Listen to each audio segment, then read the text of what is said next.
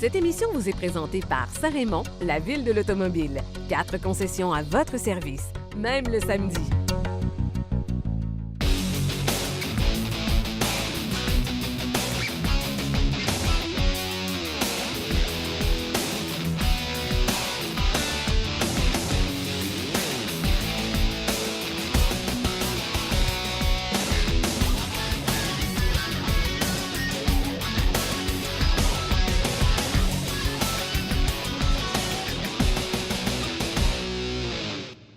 Bienvenue à Virage, bien content de vous accueillir pour le début de cette nouvelle saison. Nous avons travaillé très fort cet été afin de vous préparer plusieurs reportages.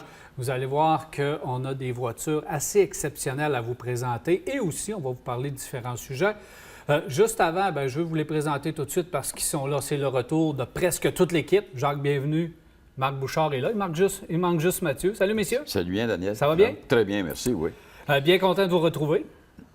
Pareillement. En oui. pleine forme. Oui. Quand je dis qu'on a travaillé fort, il y a plusieurs nouvelles voitures qui vont être présentées. Aujourd'hui même, juste aujourd'hui, Subaru Ascent, je pense que c'est un reportage à ne pas manquer, je ne vous en dis pas plus.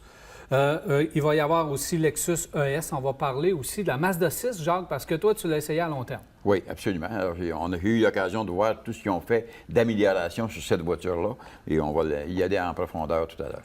Marc, habituellement, tu nous proposes un bloc nouvelles. Cette semaine, on a un seul sujet. Ouais, en fait, on a failli faire une émission spéciale parce qu'il s'est passé tellement d'affaires cet été, mais on va résumer en quelques minutes la saga de Tesla au cours des derniers mois. Je pense que ça mérite qu'on s'y attarde un peu.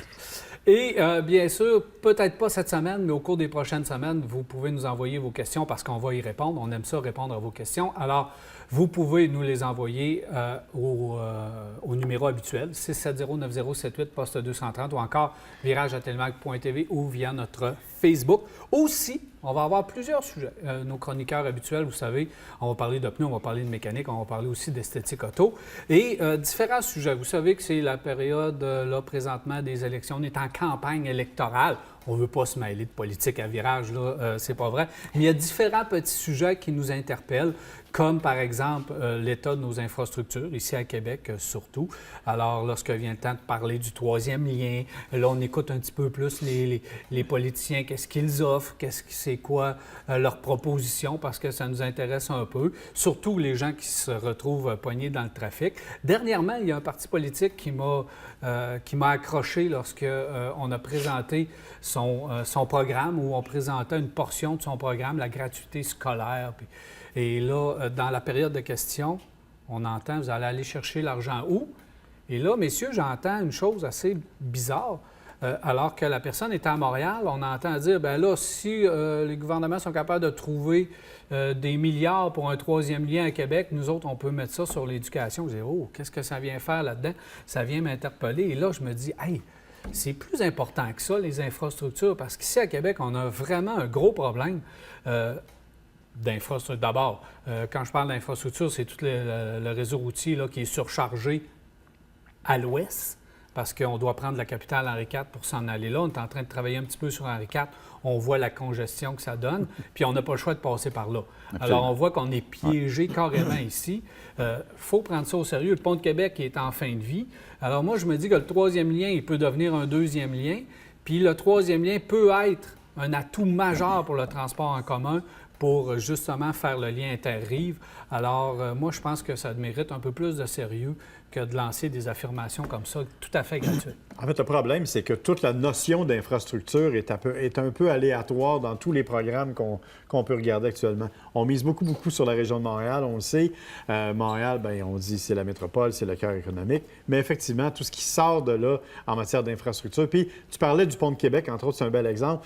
Il n'y a toujours personne qui s'est engagé à mettre de l'argent, ne serait-ce que pour le peinturer. Alors, évidemment, son état, on va voir ce que ça va donner. Il y a un sondage qui a été fait au cours des derniers jours où on a à peine la note de passage dans la province de Québec pour l'état des chaussées. On ne parle pas là, même de pont, on parle d'état des chaussées. Or, personne vraiment insiste là-dessus. Et on parle du troisième lien. Effectivement, moi, qui viens de la Rive-Sud de Québec, à toutes les fois quand je viens pour les tournages, je rage un petit peu en dedans et je sors des gros mots parce que je suis coincé sur Henri IV pendant un temps fou, parce qu'il y a du trafic, parce qu'il y a des travaux. Et quand tu as le malheur de sortir à 4 heures l'après-midi, ben là, prends-toi à souper. 2 quarts, 3 et demi. Ouais, ça commence de bonne heure. Ça commence de bonne heure. Et quand tu parles moi, ce que j'aime ça, quand tu parles de l'infrastructure ou les routes elles-mêmes, il n'y a plus d'asphalte, tu sais. Et puis, c'est curieux parce que je suis allé à Montréal la semaine dernière et j'ai réussi à me rendre jusqu'à Drummondville entre 80 et 100 km/h. On était pare-choc à pare-choc, là, en plein cœur. C'est un mercredi, là. C'est un mercredi après-midi, tu t'en vas à Montréal. Alors, pare-choc à pare-choc. Je suis arrivé à Drummondville, là, je suis tombé entre 40 et 60. Puis rendu à Belleuil, on était arrêtés. On attendait que... Bien, ça, on n'est c'est pas capable de rentrer à Montréal. Puis les routes, là, bien, on a 2 voies pour rentrer. Bien, c'est ça le problème. C'est que déjà, on construit des nouvelles infrastructures, puis on dit, ah, bien là, on ne peut plus construire de nouvelles infrastructures. On crée du trafic, on crée de l'achalandage. Ben oui. Parce qu'ils sont mal faites. La 20, ça aurait dû être 3 voies de chaque côté. Dès le début, dès sa construction, ça aurait dû être ça.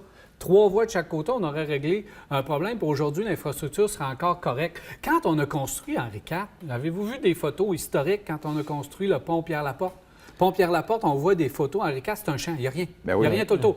Pourquoi pas l'avoir fait assez large C'est ça. à l'époque? Je comprends qu'on ne pensait pas transport en commun dans ce coin-là. Mais tu vas dans des grandes villes comme Los Angeles, Marc, genre, vous voyagez en masse, tu vois qu'on a pris de l'espace. On a pris du territoire. Puis là, quand vient le temps d'améliorer ces infrastructures-là, on a l'espace. Henri IV, c'est construit chaque côté. On aurait pu se garder une marge de manœuvre, faire passer une voie centrale pour le transport en commun et pouvoir faire les boucles qu'on a besoin de faire. Québec, il faut faire la boucle, faut s'en aller à l'est. Pas le choix là, pour les amateurs qui veulent avoir le pont à l'ouest, ça n'a ni queue ni tête. Il faut être complètement inconscient pour penser ça.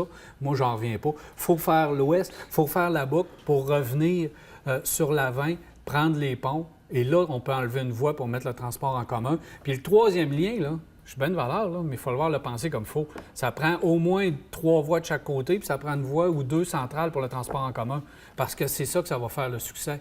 Parce que ce qu'on n'a pas dit, autre affaire pour le tramway, si on veut qu'il soit efficace, là, idéalement, il faudrait qu'il prenne le troisième lien, qu'il s'en aille à Lévis, qu'il fasse le tour, qu'il fasse la boucle, puis un jour, dans des phases 2, 3, 4, 5, 6, qu'il monte à Charlebourg, Val-Bélair, puis qu'il redescende.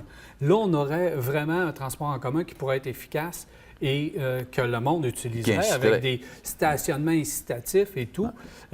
Moi, je vais suivre ça de très, très près. On va en parler souvent. Le CA a laissé aller là, une dépêche dernièrement pour améliorer le trafic à court terme jusqu'à tout récemment, là, des petits trucs. On va traiter ça au cours des prochaines semaines parce que ça me tient à cœur. Ben, c'est une bonne idée. Et on ne peut pas parler, par contre, des politiciens sans parler de nos amis de leur voiture électrique, parce que la même personne qui a fait ça nous a annoncé qu'à partir de 2030, nous n'aurions plus le droit au Québec de vendre de voitures à essence, soit des hybrides, soit des 100% électriques. C'est vrai. Alors, je suis heureux de vous dire, messieurs, que ça fait partie des promesses électorales qu'on risque d'oublier en cours de route, parce qu'à moins que vous sachiez des affaires que je ne sais pas, en 2030, vendre que des voitures électriques, on n'est pas là. Les manufacturiers ne peuvent pas fournir. Ils ne peuvent pas fournir à vendre juste ça. Alors, disons que c'est agréable pour nous autres, comme journalistes automobiles, de suivre les débats électoraux. C'est rare que je fais ça, là, mais là, je t'avoue que je suis un peu attentif. Je pense qu'on va suivre ça. Donc, plusieurs dossiers à suivre au cours de la prochaine saison. On s'arrête, messieurs. On se retrouve un petit peu plus tard. On va parler, entre autres, de Tesla. On va parler de la Mazda 6. Il reste beaucoup de choses. Mais au retour de la pause, Subaru se lance dans le sport utilitaire un peu plus traditionnel. On ne ramène pas le Tribeca. Ça va s'appeler Subaru Ascend, c'est après.